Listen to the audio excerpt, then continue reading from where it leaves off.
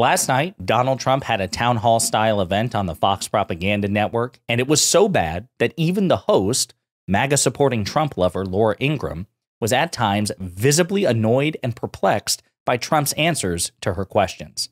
But before we unpack all that, if you end up liking this video and you want to support the channel, please be sure to hit the like, subscribe, and alert bells before you go. I'd greatly appreciate it. All right, friends, we have several clips to play in this video about a wide variety of topics. All I will say is that of all the interviews and town hall events that Trump has done, this is probably the worst, and it says a lot that even Laura Ingraham seems visibly annoyed. You can hear it in her voice, you can hear it in the questions she asked, and you can see it on her face. In this first clip, Trump is asked about one of the many legal cases against him. Why didn't you just hand them over when they were requested, though? I mean, they requested them. You could have just handed them over. It probably saved yourself a lot of trouble. First of all, I didn't have to hand them over.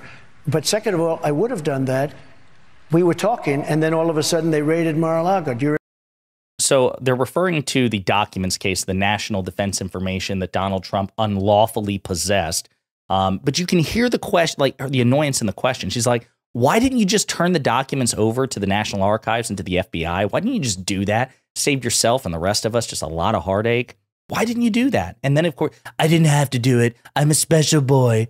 Every conservative legal expert, including his own former Attorney General Bill Barr, said, yes, of course, Trump was obligated to surrender those documents when the federal authorities asked for them. He's not entitled to special presidential perks. It would be the same for Obama or Bush or whomever else. Trump is not the special boy who gets an exception.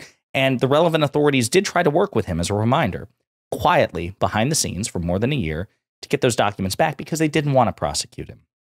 And as a matter of fact, the few documents he did turn over, he wasn't prosecuted for. It was just the stuff that he tried to keep while obstructing justice.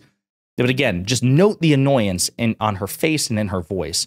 It happens here too, okay? So then the topic turns to mail-in ballots. Again, note Laura Ingraham's annoyance as she tries to fact-check Donald Trump and save him from himself. Speaking of that, how are you going to make sure that mail-in ballots and voter fraud, which we heard from a lot of people in line, was an issue front and center? They're very concerned about mail-in voting. So forget the past. What are you going to do to make sure we don't have problems going forward? If you have mail-in voting, you automatically have fraud. If you have well, there's mail-in voting in Florida, That's and you right. won huge. That's right. If you have it, you're going to have fraud. But you won. Because you don't have any. When you go into a voting place, like you go into one in a properly run state. So then he starts to rail against mail-in ballots, right? While she notes, she's like, Mr. President, you know, Florida, red states engage in mail-in ballots and mail-in voting all the time. And as a matter of fact, you've won in states that make use of mail-in ballots. But he's like, that's right, but also it's all fraud. But what you won, it's all fraud. The Biden-Harris campaign Twitter account, they've made fun of this. They memed the hell out of this, and it was great. And it's like, it goes, Trump, if you have mail-in voting, you automatically have fraud. Well, there's mail-in voting in Florida, and you won. That's right. And then again, the look on her face, because again, she's trying to save him from himself, and he just won't take the life raft, so to speak. Here, Donald Trump tries to engage in revisionist history about his economic record when he was president. When the country was at a level that we had the best employment numbers in history. Everything was good, and this country was coming together. So Donald Trump and Republicans and the Fox propaganda network, they do this all the time. They try to launder Donald Trump's economic record as president, just completely shaving 2020 off, right? They just like to pretend he was president for 3 years rather than the full 4 years of a presidential term because they don't want to count COVID. Well, you would count COVID if it were a Democrat who had been in office at the time. So we're not going to treat you by special standards. We're going to impose the same standards on you that you try to impose on everybody else. And Donald Trump's economic record was terrible in that respect, to say nothing of the fact that when it was good, those were mere continuations of trends left for him by President Obama. Jessica Tarlov, the liberal Fox commentator, fact-checks Trump brutally in about 30 seconds. But there is so much evidence that Biden has built a great economy off the heels of a terrible global pandemic. that you have so much to talk about. So you talk about low unemployment under Trump. Guess what? It's lower under Biden, especially for blacks and Latinos.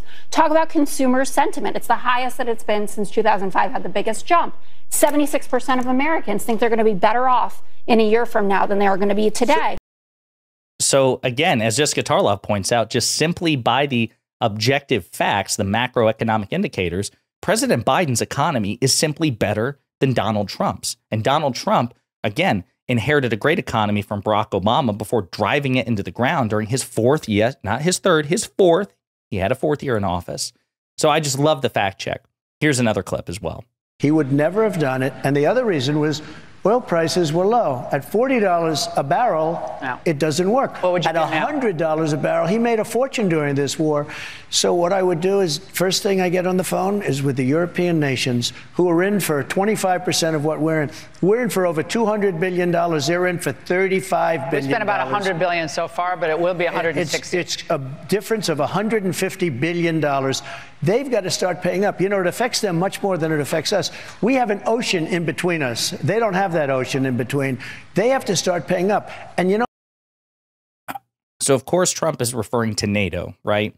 And he has said all kinds of disparaging comments related to NATO. As a matter of fact, President Biden actually issued this 2-minute video that which so brilliantly refutes Donald Trump's recent comments, including Trump's comments that he would actively encourage the enemies of NATO to invade NATO countries if they didn't cede to his requests if he becomes president again. This is what President Biden has to say. An attack on one is an attack on all. That's what NATO's Article 5 says.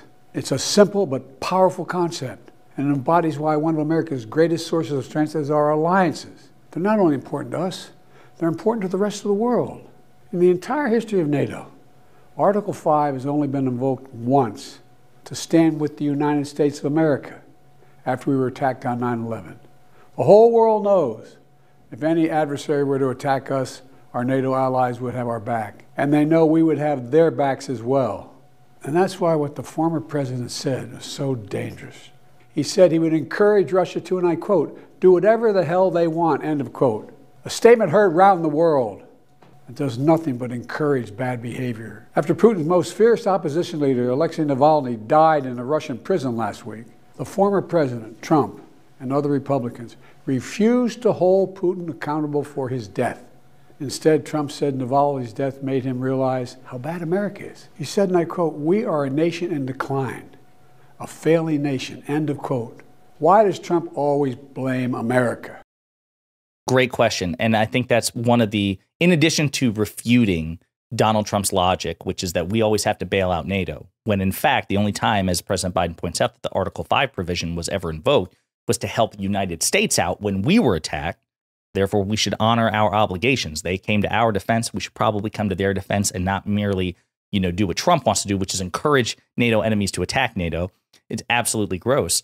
But as President Biden points out, Donald Trump's go-to reflex is always to hate on America, to insult America, to demean America, to disparage America. I thought that he was the patriot, but obviously not. Here, another clip in which Donald Trump is forced to contend by Laura Ingraham with the fact that there is no evidence that President Biden has acted corruptly with respect to the Hunter Biden Burisma conspiracy theories. According to what I read. But they say Joe Biden, there's no evidence that Joe Biden received any financial benefit personally. And to that, you say? Well, he's got a lot of houses all over the place, and he's never been paid more than about $179,000, I guess, is the top. So again, this sort of thing just betrays Donald Trump's utter lack of familiarity with the facts at his disposal. So, for example, and I've had to cover this before, when Joe Biden left office, he became a multimillionaire, right? So when he at the end of his first year as Barack Obama's vice president, he was only worth about $30,000. He was relatively poor. But then after leaving office, between 2017 and 2018, he netted about $11 million. And the bulk of those came from speaking gigs and book deals, okay? To say nothing of real estate investments. And then he has a presidential salary, which is $400,000 a year, not $179,000. So all of these things have factual, understandable predicates to them that Donald Trump is either just too dishonest to convey to his audience or too stupid to comprehend. One more clip I want to show you from this disastrous town hall. Politics with all these cases. If I were out, I think, although they hate me so much, I think if I got out there still, let's pursue this guy. We can't stand this guy. Look, I won an election that wasn't supposed to be winnable. I then did much better the second time. I won't get into it, but I did because of Fox. But I did a much better job the second time. We got millions and millions of more votes the second time. And now we're doing much better than we did the second time and the first time, almost put together. Are you a potential political prisoner, sir? Well, So, note how quickly Laura Ingraham tries to change the topic after Trump tries to start selling and spinning the big lie. And even he acknowledges, I'm not going to go into it because of, Fox. And has nothing to do with Fox's integrity and certainly not Laura Ingraham's integrity. What it has to do, you may recall, that nearly $800 million settlement that Fox had to pay to Dominion Voting Systems after spreading the big lie and defaming them. They had to pay $800 million. And Laura Ingraham's misconduct and her, signal boosting of the big lie contributed to that. That explains why she's so nervous and why Fox in general is just nervous as kind of a matter of informal policy. They certainly don't flirt with the big lie nearly as much as they used to after having to pay that pretty penny. So folks, as far as I'm concerned, this was a complete disaster. Again, you can see the annoyance on her face time and time again. You can hear it in her voice. She, like Sean Hannity tried to do in previous town halls, tries to corral him, tries to guide him, understanding that he is a loose cannon who is a pathological liar, a malignant narcissist, and a complete idiot. But it doesn't work. And it's just so funny to see that we're finally starting to see that frustration boil over with respect to even the most MAGA cultish of Fox hosts. Let me know what you think in the comments.